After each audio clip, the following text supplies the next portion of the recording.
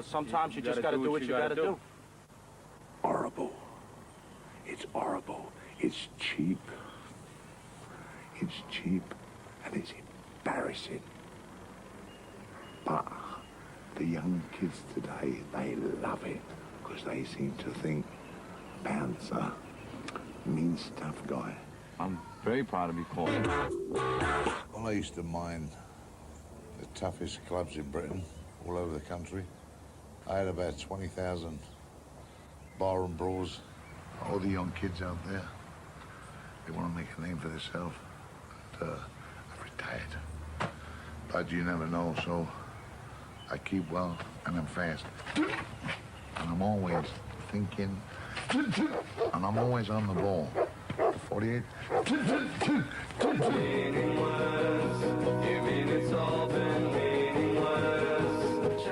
Everybody in the country knows me. When I'm driving along and they go, Lenny, I'll go, Bosh, #1.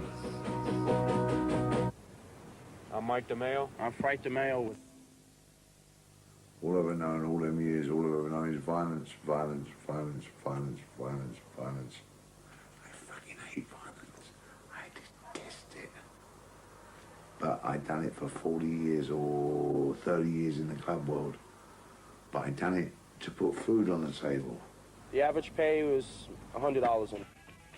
Where anybody's drinking alcohol, of course it's tense because you know they come in nice guys.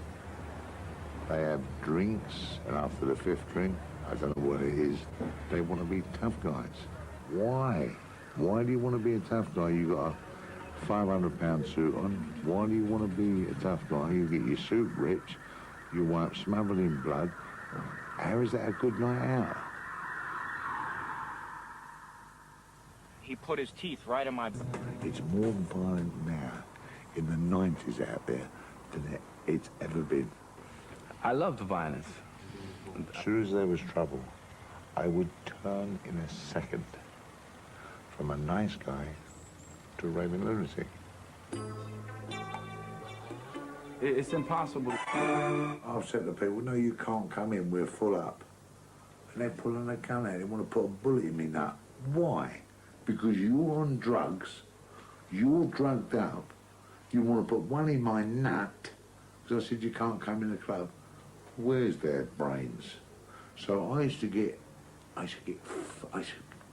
fuming. Down. If good guys come in and pleasant guys come in, you... Hello, good evening, thank you.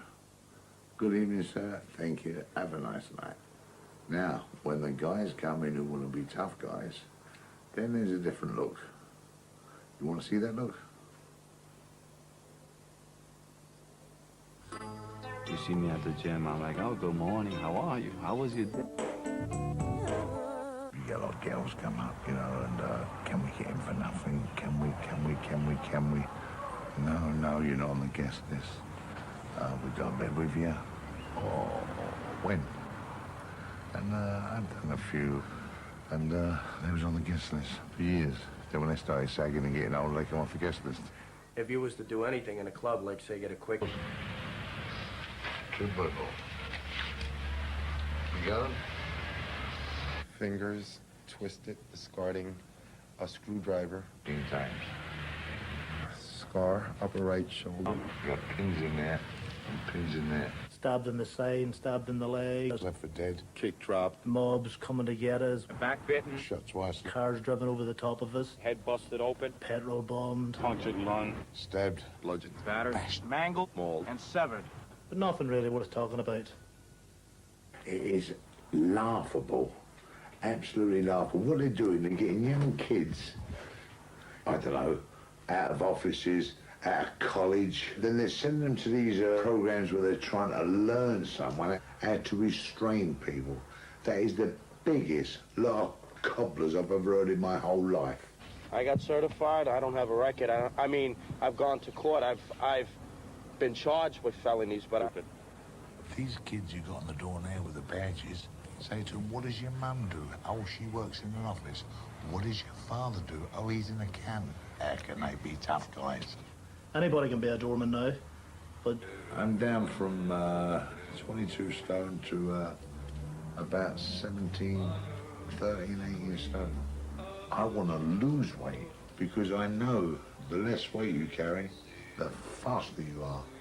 But these new breed of doormen, they're pumping steroids into them and they're getting larger. And if they can get 23, 24 stone, they're over the moon. a lot of doormen use steroids for size and bulk. What about there's a fight, it takes them 3 weeks to put their hands up. The new breed of doormen are what you call posers. They look good. But then when it goes off, where are they? In the corner, looking good. Coming. I was born probably a lovely kid. Then my father died at 4 when I was 4, and a stepfather moved in when I was 5. He broke my legs when I was 5, broke my jaw when I was 6, broke all my ribs when I was 7, bashed me right up until I was 12.